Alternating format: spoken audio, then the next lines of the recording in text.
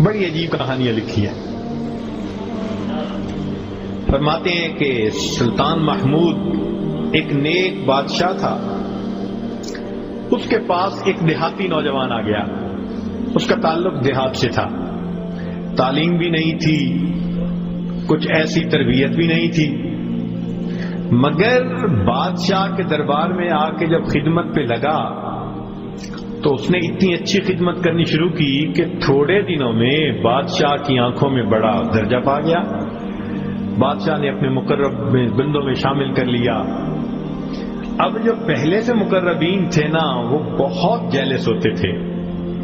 ہم بڑے خاندانوں والے اور بڑی عقل سمجھ والے, تعلیم والے, ہم بادشاہ کے مشیر تھے.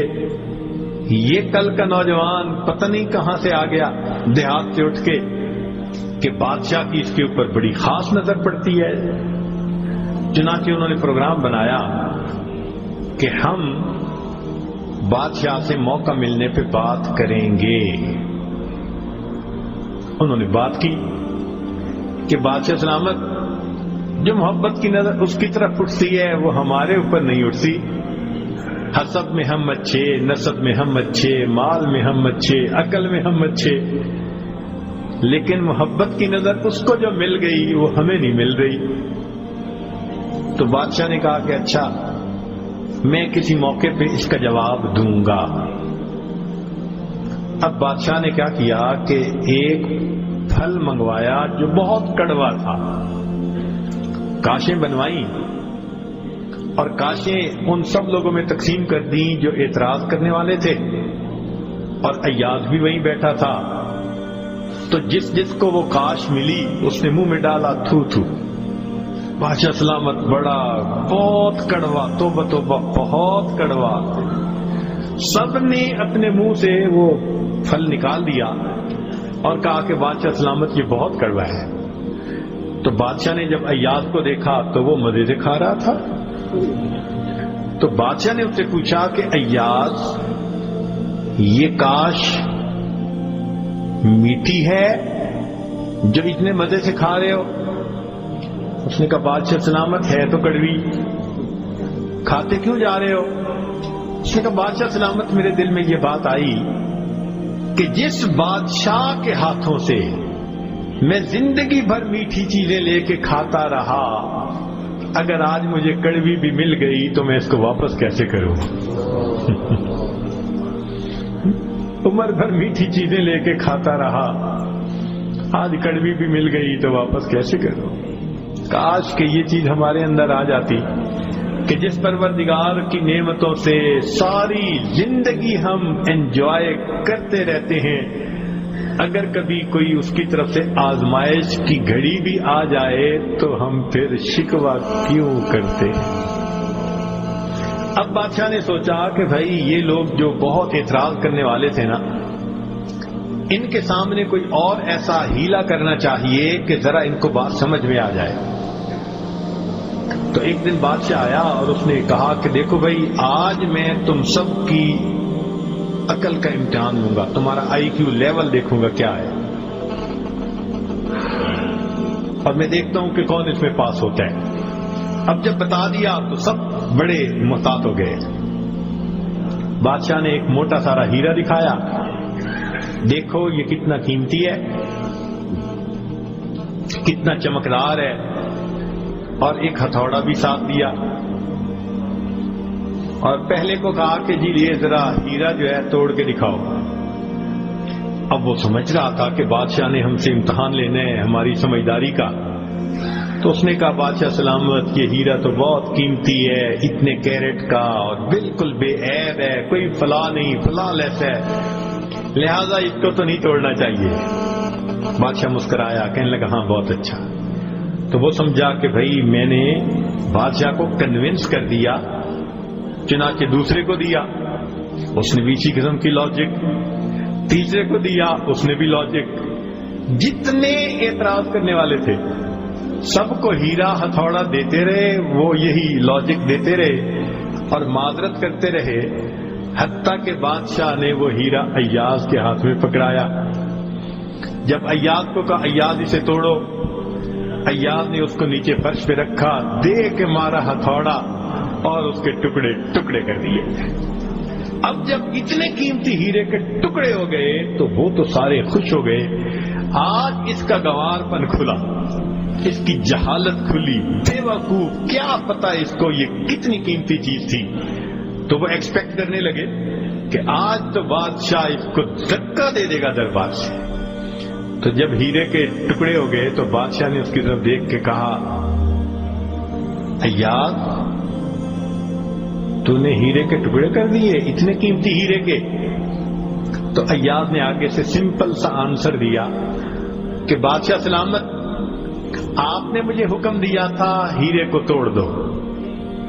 اب میرے سامنے دو آپشن تھی، یا تو اتنے قیمتی ہیرے کو توڑ دیتا، یا پھر میں انکار کرتا تو آپ کے حکم کو توڑ دیتا۔ میری نظر میں آپ کا حکم ایسے سینکڑوں ہیروں سے زیادہ قیمتی تھا، لہذا اس کو کم قیمت سمجھتے ہوئے میں نے آپ کے حکم کو نہیں توڑا، میں نے ہیرے کو توڑ دیا۔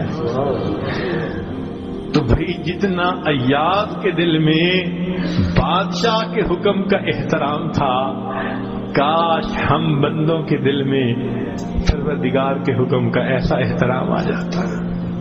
ہم خواہشوں کو توڑ دیں، تمناؤں کو توڑ دیں، اپنی امیدوں کو توڑ دیں، ہم کبھی بھی حکم خدا کو نہ توڑیں۔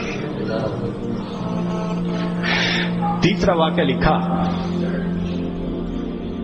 کہ ایک دن ایک موترس جو تھا وہ آیا اور اس نے کہا کہ بادشاہ سلامت، یہ جو آپ کا زیادہ ہے نا چہیتا ایاز، ہمیں لگتا ہے کہ یہ خزانے سے چیزیں چراتا ہے، ہمیں تو شک ہے۔